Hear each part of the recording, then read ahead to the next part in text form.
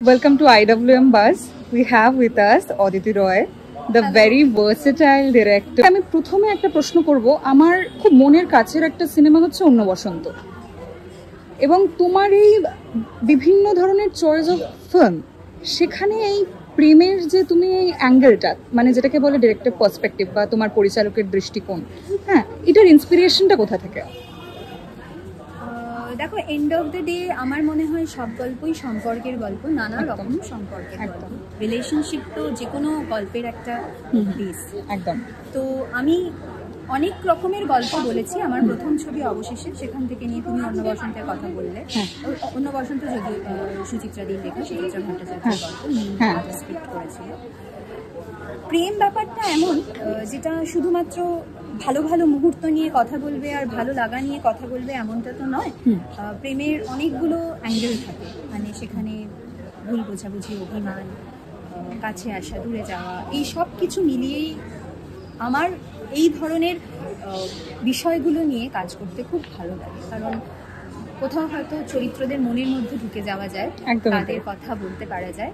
তো এই প্রেম বিষয়টা এবং কে কিভাবে এটা দেখছে সেটাকে তুলে ধরতে আমার গল্পে খুবই আমার ভালো লাগে, আমি ভালোবাসি।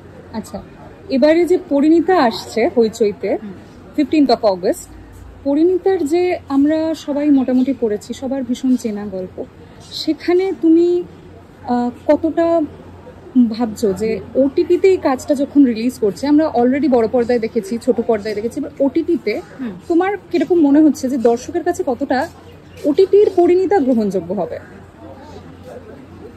এখন তো ওটিটি এমন একটা জায়গায় যে তুমি রিল বানাচ্ছ, ফোনে চলে এসেছে সব। ওটিটির বিষয়টাও খানিকটা তাই, যে আমাদের নিজেদের মতন করে আমরা যেটা দেখতে চাই সেটাই দেখতে পাই।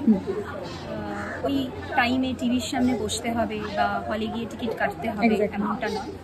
তাই আমার মনে হয় যে আমরা তো বাঙালিরা খুব নস্টালজিয়ায় ভুগি, আমরা বাই নেচার নস্টালজিক। তো এই যে এই সময়টাকে আমরা খুব আঁকড়ে বাঁচি। তাই যে কোনো মাধ্যমেই আসুক না কেন, আমার মনে হয় বাঙালি দর্শক পরিণীতার সঙ্গে খুব বেশি করে রিলেট করবে। এবং শুধু বাঙালি কেন, মানে শরৎবাবুর লেখার মধ্যে এমন একটা প্যান ইন্ডিয়ান ব্যাপার ছিল, যেখানে নানা অন্য ভাষাতেও কিন্তু এই শরৎবাবুর লেখার অ্যাডাপ্টেশন আছে, ট্রান্সলেশন আছে।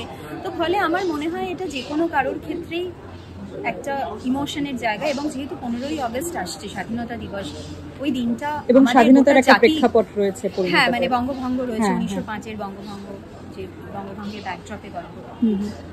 তো আমার মনে হয় যে মানুষ সেখানে কোথাও একটা সেই ইমোশনটার সঙ্গে কানেক্ট করবেন। ওকে, তুমি তোমার দর্শকদের উদ্দেশ্যে এবং পরিণীতার 15 অগস্ট রিলিজ নিয়ে এনি মেসেজ ইউ হ্যাভ? আমি একটাই কথা বলবো, যে বাঙালিরা খুব নস্টালজিক। হ্যাঁ, তারা এমন একটা সময়ের মধ্যে বাস করেন বা থাকতে ভালোবাসেন, যেখানে অনেক পুরনো কথা হয়, আড্ডা হয়, কারণ আমরা ভালোবাসি। এই সবটা মিলিয়েই আমরা মানুষ। তো 15 অগস্ট, 15ই অগস্ট স্বাধীনতা দিবস, সেই দিন হইচইতে আসছে পরিণীতা।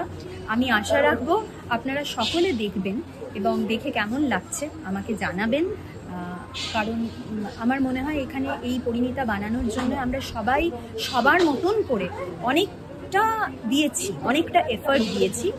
আমাদের ভালো লাগার একটা বিষয়, তাই আমরা সব কিছু ভুলে গিয়ে দিন রাত খেটেই কাজটা করেছি। আপনারা দেখে যদি জানান, আমাদের খুব ভালো লাগবে। Thank you so much. Thank you.